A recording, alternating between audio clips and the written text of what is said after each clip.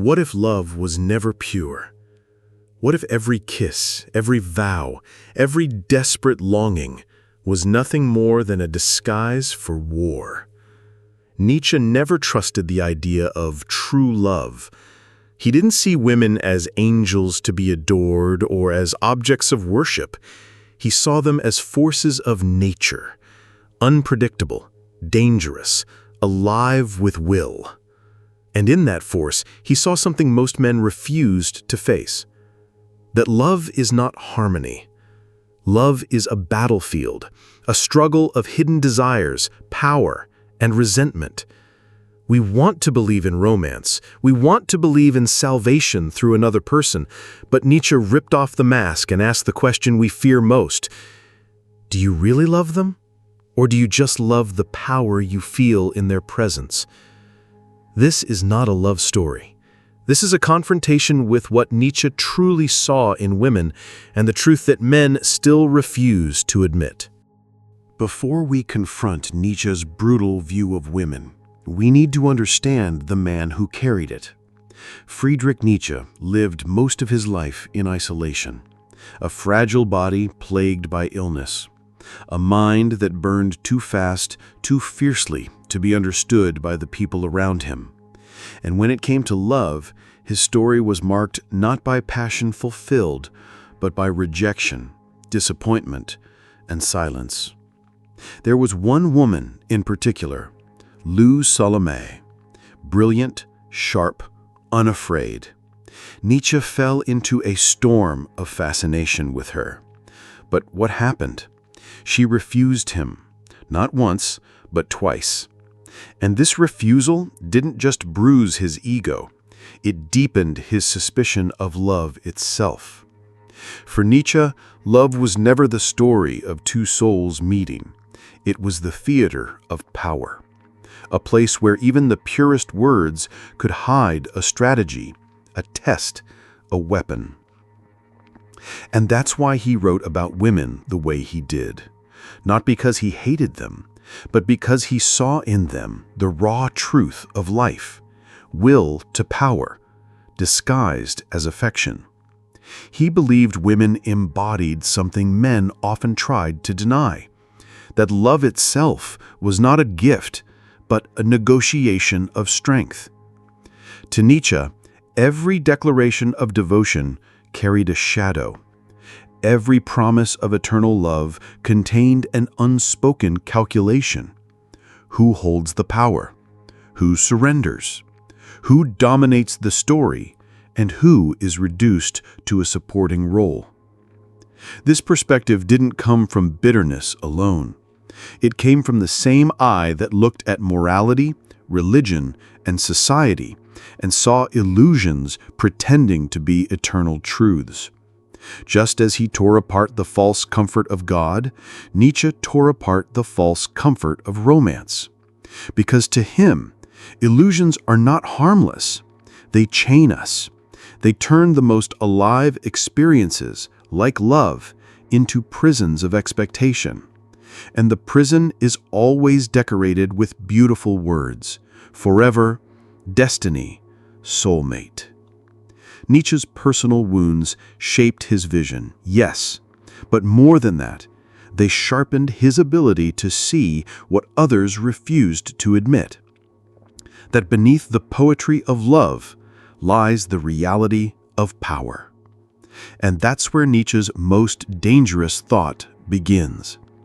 If love is never pure, then what is the romantic ideal but a lie we tell ourselves? A lie that weakens us, domesticates us, and keeps us blind to the war unfolding behind every touch. If there is one illusion Nietzsche despised most, it was the illusion of romantic idealization. We are told that love should elevate us, that it should transform two ordinary people into something sacred. The poets say it, the songs repeat it, and we cling to it because it feels safer to believe that love saves rather than to admit that it exposes. Nietzsche saw this as weakness, For him, to idealize another person, especially in love, was not proof of greatness, but proof of dependence. When you put someone on a pedestal, you are not seeing them. You are seeing a reflection of what you lack. You are worshiping your own emptiness. And this is why Nietzsche attacked the Romantic tradition so fiercely. He believed that love, as society defined it, was not a celebration of life, but a tool of morality, a moral invention designed to domesticate, to soften, to turn passion into obedience. Think about the way love is often portrayed. Find the one who completes you, lose yourself in their arms, give your whole life to another. On the surface, these phrases sound beautiful, but Nietzsche asked, what happens to your strength when you live as half of someone else? What happens to your will when you surrender it to an ideal? To him, this kind of love was not love at all. It was a subtle form of slavery, a way of abandoning yourself in the name of devotion, and calling that devotion a virtue. He saw this especially in men who glorified women as pure, innocent, angelic beings. In doing so, they weren't honoring women, they were trying to escape themselves. Because to idealize is to lie. It is to cover the complexity of another person with a mask of perfection. And behind that mask, resentment grows. Why? Because no one can ever live up to the illusion we project onto them. Sooner or later, reality breaks the mask, and what was once worship becomes disappointment, even hatred.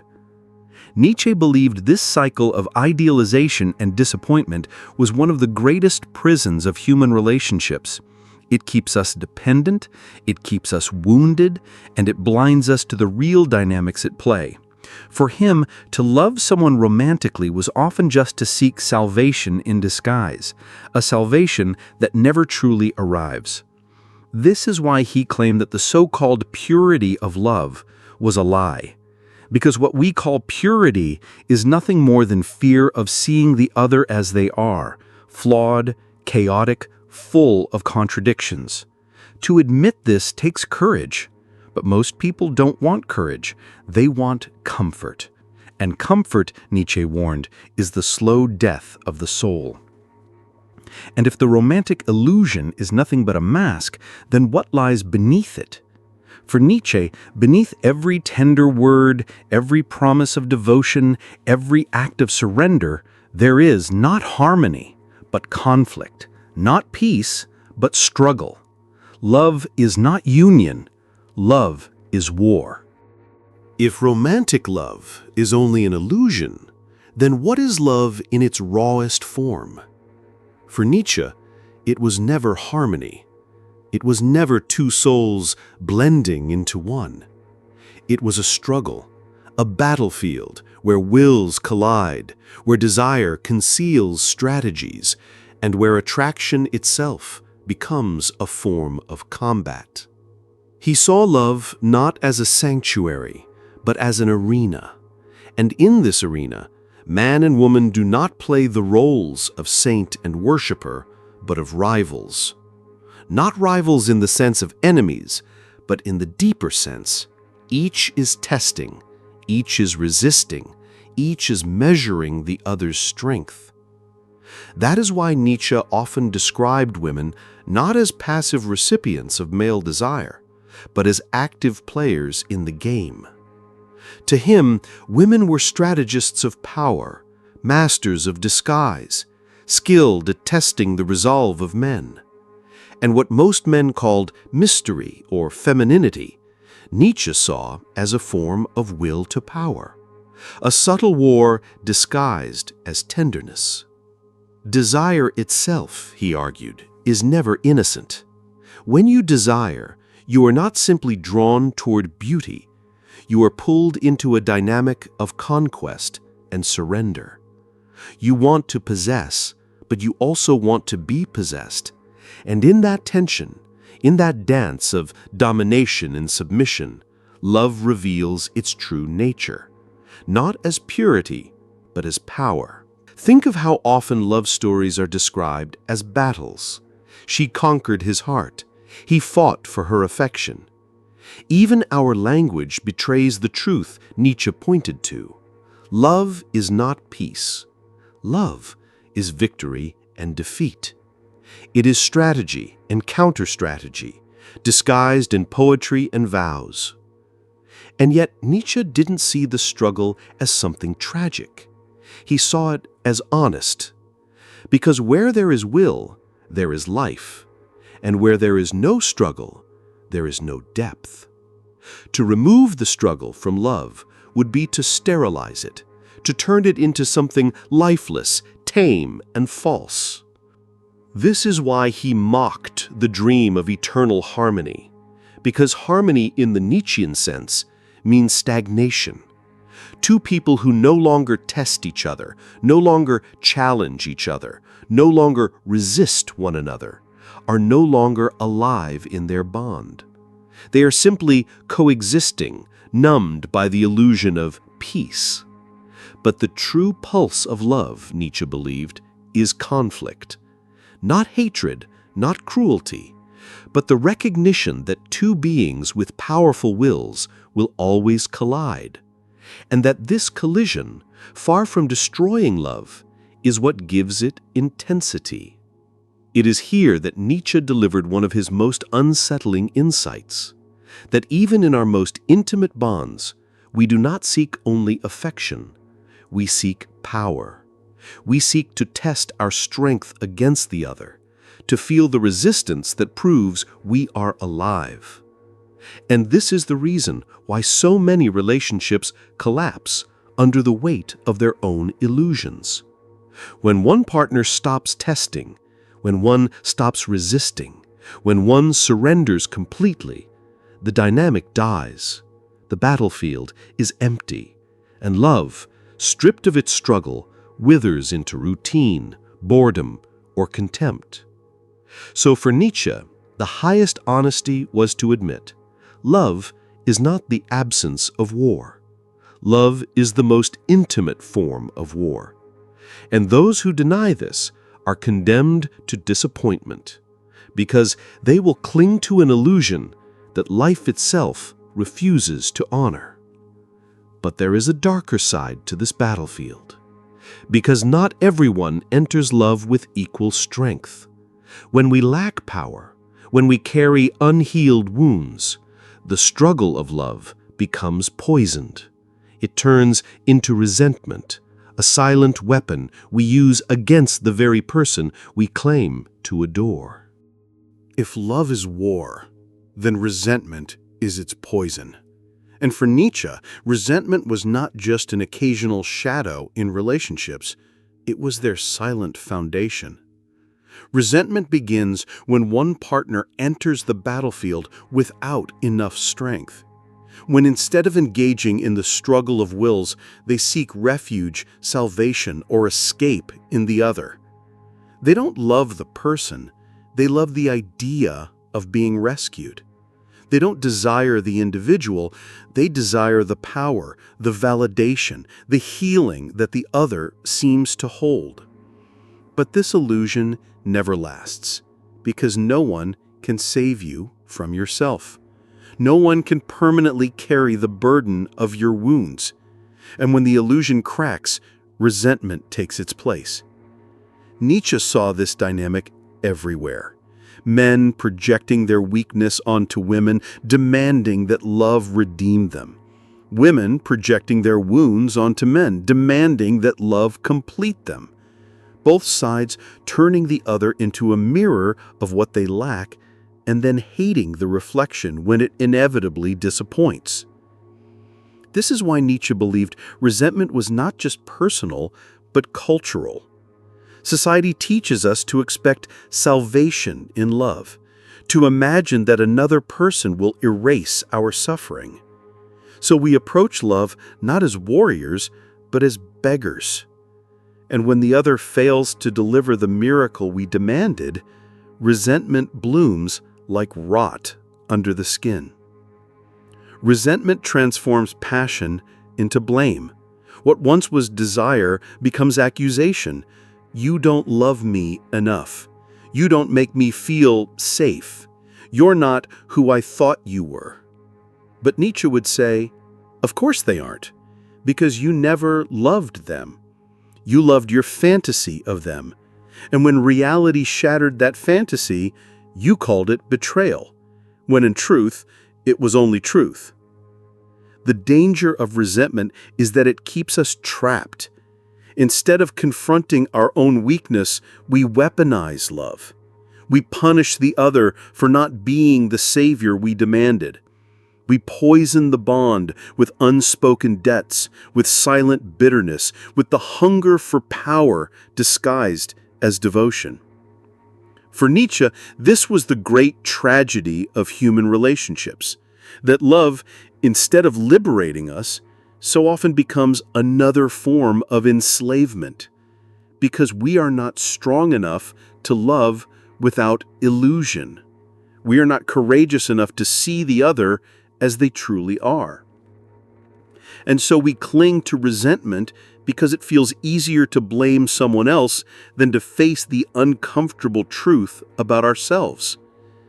And this is where Nietzsche forces us to look directly into the wound.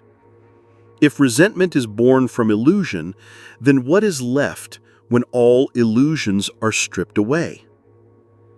But Nietzsche would not let us rest in despair. For him, resentment is not only poison, it is also a symptom. It reveals where we are still weak, where we still cling to illusions instead of embracing strength. To notice resentment in love is to notice the places where we gave away our power, where we demanded to be saved rather than daring to save ourselves. And this, Nietzsche thought, is the beginning of honesty. Because once resentment is exposed, it cannot hide anymore. It becomes a mirror. Brutal, yes, but also clarifying. The question is not simply whether your partner failed you. The deeper question is, what did you demand from them that you could not give yourself? And in that question, Nietzsche believed, lies the chance to move from weakness to strength, from poisoned love to something more raw, more dangerous, and more real. What remains when we accept that love is not salvation, but power? So, what remains when the illusions die? When love is no longer a fairy tale of redemption, nor a bargain of silent debts? Nietzsche would say, only strength remains. The strength to face another human being as they are, without masks, without savior fantasies, without the narcotic of romantic lies. But here lies the paradox. Most people do not want this kind of love. They don't want the raw, unfiltered presence of another soul. They want comfort. They want to be soothed, to be reassured, to be healed by someone else's devotion. They want the lie, because the lie is easier to bear than the naked truth. To love without illusion requires a kind of courage that borders on cruelty, because it means no longer demanding that the other fix you, nor pretending you can fix them. It means giving up the intoxicating drama of savior and victim and stepping into the far harsher clarity of two wills colliding and choosing, despite the collision, to remain. This is the kind of love Nietzsche hinted at, not the childish romance of two halves becoming whole, but the fierce encounter of two complete beings standing face to face, aware of their shadows, aware of their wounds, and refusing to disguise them with sentimentality. Such a love is not safe. It will not protect you from loneliness. It will not erase your pain. In fact, it will often amplify the struggle, because two strong wills never merge without friction. But in that friction, there is something more alive than any fantasy could ever be. It is not salvation, it is confrontation, And in Nietzsche's eyes, that confrontation is the only soil where something real can grow. So perhaps the question is not, can I find someone who will save me? But rather, am I strong enough to love without the crutch of illusion? Because once you strip away the masks, once you let go of resentment, what is left is not comfort, not harmony, but raw presence.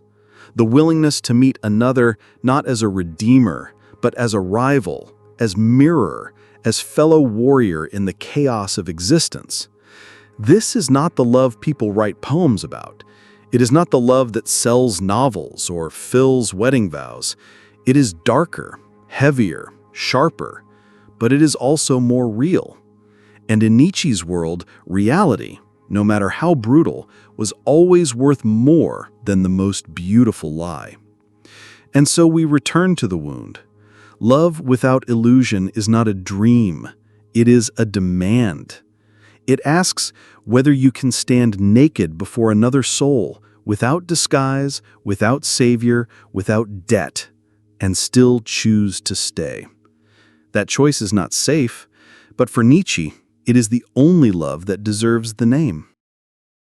If this moved something inside you, stay. We're building something for those who don't fake it. Subscribe, not just for the content, but for the confrontation. And if this left a wound, maybe it was meant to.